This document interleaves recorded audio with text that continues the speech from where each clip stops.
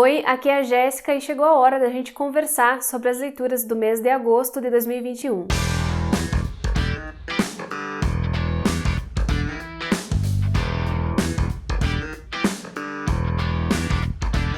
Esse foi um mês bem atípico, eu consegui ler bastante coisa e coisas extensas. Na verdade, em 2021 eu tô lendo mais do que eu costumo ler e não sei ainda muito bem por que isso, não sei se é por causa dos clubes de leitura, enfim. Mas o fato é que eu tô aproveitando essa onda enquanto ela durar. Sei que depois sempre tem as fases de período de baixa de leituras, então tô aproveitando bem, tô curtindo. Em agosto, então, eu consegui concluir algumas leituras, fazer outras leituras na íntegra e ainda começar vários livrinhos. Vou apresentar para vocês por ordem de leitura e sempre que tiver resenha já aqui para o livro, eu vou deixar indicado nos cards. Mas, antes de mais nada, está chegando agora no canal, seja muito bem-vindo, muito obrigada pela companhia. Aproveite para dar uma olhadinha no conteúdo que eu produzo por aqui e se gostar, se inscreva, porque isso é muito importante. Deixa um joinha nesse vídeo e compartilha com quem também gosta de ler, porque isso ajuda muito na divulgação e no crescimento do canal. Além disso, confere aqui embaixo na caixa de descrição do vídeo, porque é nesse espaço onde eu deixo todas as informações sobre o que eu estou falando aqui, se tem algum dado extra, se tem alguma coisa que eu esqueci de falar na gravação e lembrei depois, e os livros todos recomendados estão sempre listados aqui para que vocês possam conferir as sinopses. Ah, é claro, tem também os links dos meus clubes de leitura. Tem o clube de apoiadores do canal, que é o clube da Jéssica, vocês podem se tornar apoiadores aqui do canal, fomentar o meu trabalho e ler livros junto comigo também em sprints de leitura, fora outras recompensas que eu trago para cá, deem uma conferida. E o link para o clube Lê Latinos, que é o meu clube de leitura exclusivamente latino-americano. E aí tem outros formatos de recompensa, enfim, é um grupo muito legal que já completou um ano e eu estou muito feliz de ter tanta gente acompanhando. Sem mais delongas, porque esse vídeo talvez corra o risco de ficar grande, vou apresentar a vocês então a primeira leitura que eu concluí. E sobre esse livro eu já falei várias vezes aqui, né, gente? Não posso deixar de comentar sobre O Jogo da Amarelinha, Rayuela, essa edição em espanhol que é a que eu li, do Julio Cortázar. Enfim, essa é uma edição comemorativa e eu comentei tudo sobre esse livro na resenha que saiu aqui no canal, ainda no início do mês passado. Foi uma leitura que eu fiz majoritariamente em julho e só terminei mesmo em agosto, bem no comecinho do mês, e eu queria só reforçar o quanto esse livro foi importante para mim, o quanto eu me surpreendi com ele, o quanto eu consegui admirar. Na resenha que eu fiz, eu comentei tudo mesmo e inclusive dei algumas chaves de leitura para quem tem medo de encarar esse calhamaço, para que vocês possam ver, avaliar se é um livro que vocês têm interesse em ler. Claro que é uma jornada, né? Ele é muito grande, quer dizer, não tão grande, mas ele é trabalhoso, só que eu acho que para quem gosta desses temas que ele trata, vale muito a leitura. Já se tornou um livro favorito da vida, para minha grata surpresa. Depois disso, eu li Para o Encontro do Tortilha Livros, As Aventuras de Tina Iron, da Gabriela Cabeçon Câmara, com tradução da Silvia Massimini Félix. Esse livro foi editado pela Moinhos e veio nesse clube de leitura, então, que é o Clube Tortilha, e eu li ele super rápido, é um livro que prende muito a gente, e aqui o que a gente vai encontrar é a história da Tina Iron, que seria a companheira, a mulher, a esposa do Martín Fierro, que é a figura maior, né, da representação do gaúcho no território argentino. E não só, eu gosto de dizer sempre para vocês que aqui onde eu vivo, no meu estado, no Rio Grande do Sul, a gente tem uma relação muito forte com a fronteira. Então, essa figura do gaúcho não é só da Argentina, ela pertence também a todas as pessoas que vivem no Pampa, e o Pampa corresponde do Rio Grande do Sul até a Argentina, tá? Então, é um território compartilhado mesmo, e pra gente aqui no Rio Grande do Sul, por mais que a pessoa não conheça nada da gauchada, acaba ouvindo aqui ou ali esse nome do Martín Fierro, tem nas letras de música, enfim. Então eu estava muito curiosa para ler esse livro porque dentro do grande poema épico que é o Martín Fierro, nunca teve uma menção assim muito explícita à esposa ou alguma coisa assim. Aqui é uma criação livre, né, da Gabriela Cabeçon Câmara. E é óbvio que ela vai ter uma liberdade poética muito grande para fazer o que ela faz aqui. Não tem a ver com o que existe de fato no Martín Fierro. Então, esse livro para mim funciona como um grande e se? E se fosse possível que uma mulher que tenha convivido com Martín Fierro, se libertasse da vida que ela levava e, enfim, conhecesse outras coisas, conhecesse outras culturas, realmente rompesse todas as barreiras, né, daquela época, da sua situação e conseguisse ir além, né? E é isso mais ou menos que a Gabriela faz aqui. E o livro é dividido em 3 grandes partes. Na primeira parte a gente tem essa parte mais histórica, né, da vida anterior da Tina Iron, quando ela foi vendida, praticamente trocada em casamento, né, para o Martín Fierro, num jogo. Ele perdeu, a pessoa apostou ela e perdeu. E ela teve que se casar muito cedo, teve filho muito cedo, enfim, numa condição que seria natural ali naquela época, né? As outras partes, a gente tem a fuga dela, desse lugar, e na terceira parte uma outra situação.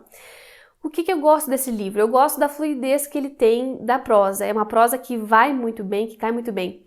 O que eu não gosto nele? Eu acho que ele só pode ser lido pela chave da leitura da utopia, porque é muito difícil comprar essas ideias se não for assim. Ainda mais para mim que tenho essa vivência com a imagem do Martín Fierro, enfim, e também com o conhecimento histórico da época. É muito difícil comprar que essa protagonista faria tudo isso, né? Então, por isso que eu tô falando que é um grande e se. Se fosse possível, né? É uma história bem legal.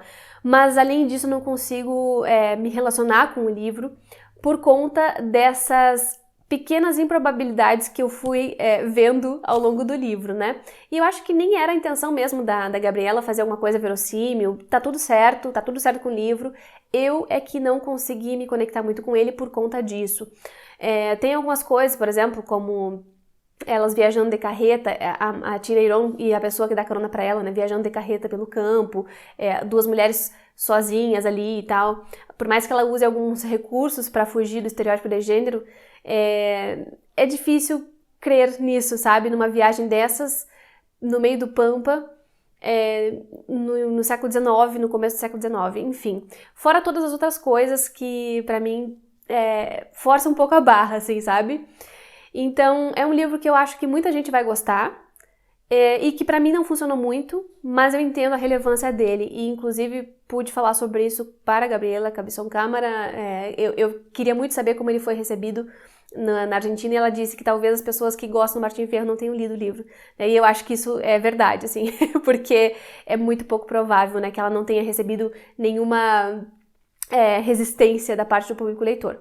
De qualquer forma, eu acho que vale a leitura. Pra mim, ele é 3 livros dentro de um. Essas 3 partes são muito diferentes entre si, inclusive na forma narrativa.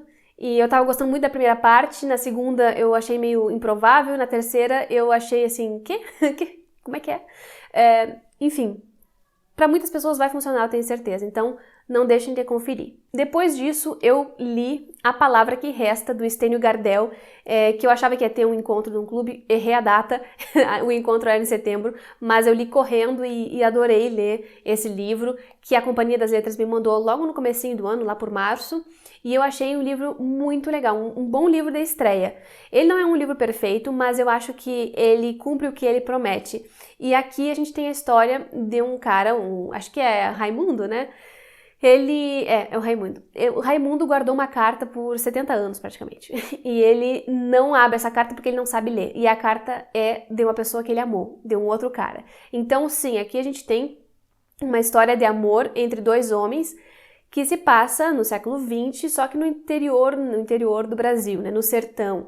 E aí a coisa ganha uma outra dimensão, né, porque tem todas essas impossibilidades dos caras ficarem juntos, enfim, e ele guarda essa carta que o outro, o Cícero, manda pra ele, só que ele não sabe ler e ele vai manter essa carta fechada até o fim da vida, praticamente.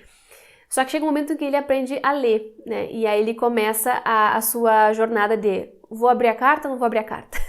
Fora isso, tem várias outras questões envolvidas, mas eu acho muito legal que o Stênio tenha estreado com uma história tão bonita, tão singela e afrontosa em certa medida, né? Porque vai falar desses 2 homens, 2 homens gays, já idosos, assim, né? Uma coisa meio difícil de ver na literatura, era pelo menos, e que bom que agora existem outros livros. Eu acho que vou fazer um vídeo sobre ele para falar um pouquinho melhor com vocês, mas de qualquer forma fica a minha recomendação É um livro singelo, de novo, mas é muito gostoso de ler, apesar de toda a brutalidade que tem aqui.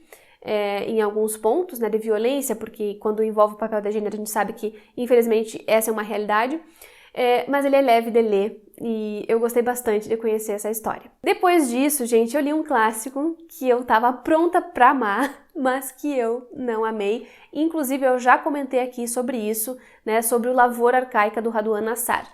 Eu acho que o livro é muito bem escrito, que ele tem todos os méritos possíveis nos termos de montagem da história, do quanto de detalhe ele traz, do quanto de referências ele faz também, as intertextualidades são interessantíssimas. Eu vi uma aula incrível do professor Ramon Diego, que fez uma aula para as pessoas que são apoiadoras do podcast, do Nome do Livro podcast.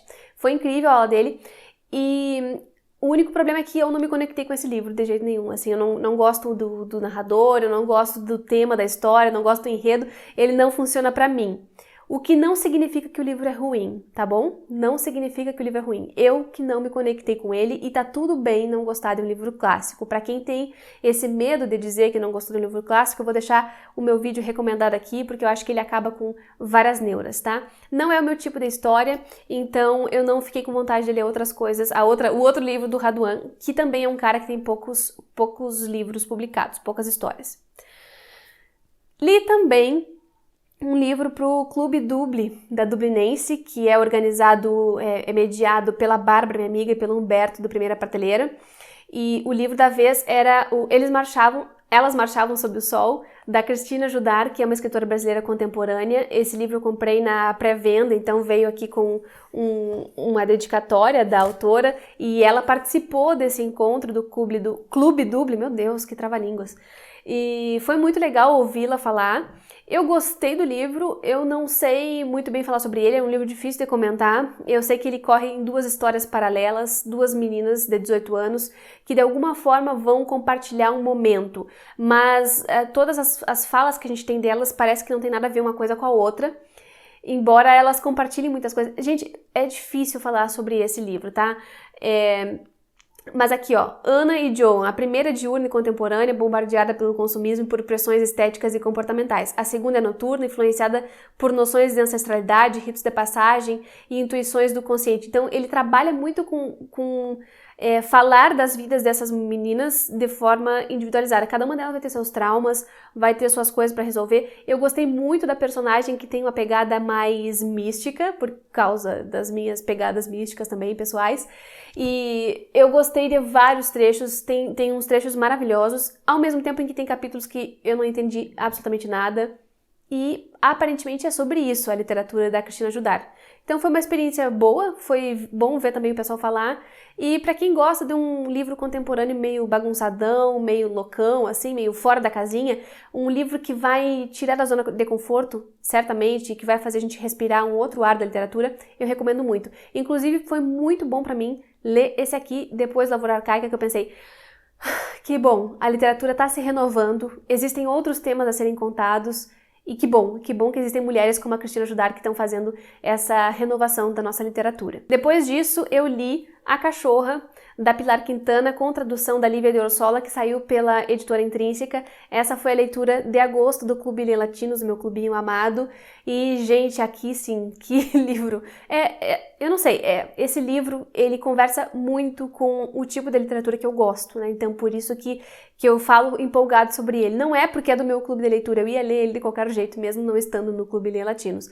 Porque ele trata sobre maternidade, uma maternidade não realizada, e também ele mostra uma Colômbia que foge dos padrões do que se exporta dela, né? E tem uma escrita muito crua. Pilar Quintana é uma autora que eu adorei conhecer. Ela traz aqui a personagem da Maris, que não conseguiu ser mãe, era um sonho dela e ela não conseguiu. E toda a vida dela está baseada nessa frustração, além de outras perdas que ela também sofreu. Mas como vocês estão vendo, tem uma cachorra aqui envolvida. Então essa cachorra é uma das personagens mais importantes do livro também e vai traçar um paralelo com ela que é muito interessante, o tanto de projeção que essa mulher coloca nessa cachorra e o tanto que a cachorra faz com que ela vá tomando decisões na vida que são muito brutas, né? São decisões muito difíceis, mas que ela toma e que a gente acaba entendendo. Eu já falei melhor sobre esse livro aqui na resenha, então se vocês ficaram com vontade de saber mais um pouquinho,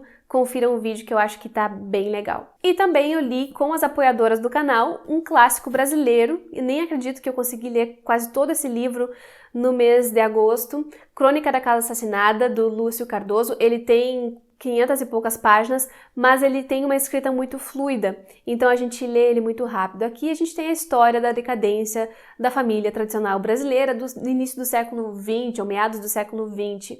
E tem muito bafão familiar, tem muita treta, tem muita coisa, muito tema tabu sendo tratado. E eu gostei bastante do livro no início, estava muito empolgada lendo ele, mas com o passar da história eu fui me desagradando um pouco pela forma como a história foi contada, não pelo enredo. O enredo é ótimo, o enredo prende a gente, mas a forma narrativa me atrapalhou muito, muito mesmo.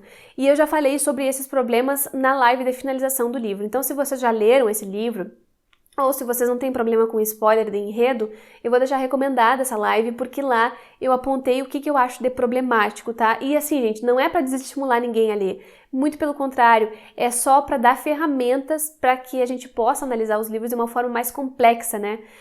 Para que a gente possa ver outros detalhes também, não ficar só com uma visão que todo mundo tem, né? Que a gente consiga sempre comparar um livro com o outro. Esse é um exercício que eu gosto bastante. Toda leitura que eu faço, ela é comparada com outros livros que eu já li, isso é inevitável, e é por isso que eu não achei um livro excepcional, por causa da forma. Vocês já sabem, eu já comentei aqui várias vezes que para mim um livro se torna favorito, perfeito, maravilhoso da vida, se ele consegue alinhar a forma e o conteúdo, uma forma bem feita com um conteúdo bem feito. Então, é por isso que ele fica um pouco abaixo na avaliação que eu fiz dele, né? Não é um livro que eu dou 5 estrelas, porque eu acho que ele peca muito na forma, tem um estudo sobre isso, enfim. Mas é um livro que eu acho curioso e que eu acho legal de conhecer. Então, sim, eu recomendo ele, tá?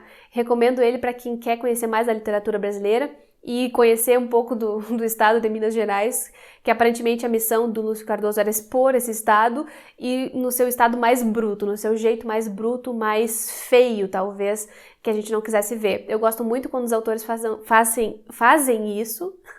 Tá difícil hoje falar. E o Lúcio Cardoso era bem afrontoso, e então sempre bom conhecer esses autores fora da curva, né, que queriam fazer coisas diferentes na sua época. O livro foi lançado na década de 50, então ele é sim bastante transgressor nos temas que ele trata. Só que para mim, no final, ele perdeu um pouquinho da mão, mas tudo bem. Tudo bem, valeu a leitura, ainda mais porque eu li com as apoiadoras do canal, a gente fez sprints, foi ótimo passar esse tempo com elas, lendo e discutindo cada detalhe, cada treta que a gente ficava chocada de ver. Fora isso, eu comecei algumas leituras que eu nem vou mencionar aqui pra vocês, mas eu estava fazendo 2 leituras no Kindle, livros que são de parceria com a Companhia das Letras, e também estava lendo o que mais? Estava lendo outra coisa.